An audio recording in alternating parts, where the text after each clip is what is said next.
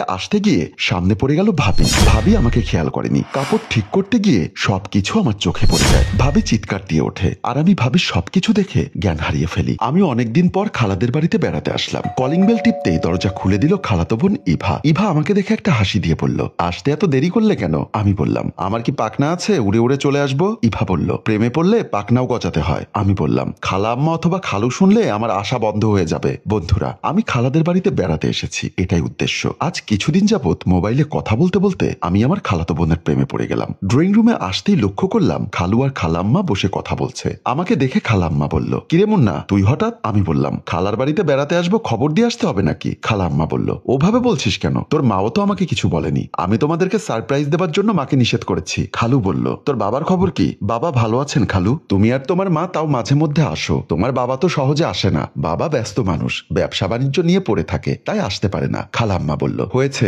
এসেছে যখন পরে কথা বলা যাবে। যা ইভা, তোর ভাবিকে বল মুন্নাকে খাবার দিতে। খালাম্মার কথা শুনে ইভা বলল, এসো মুন্নাদা। বলে ইভা আমার থেকে ব্যাগটা নিয়ে ড্রয়িং রুম থেকে চলে আসলো। আমিও তার পেছন পেছন আসলাম।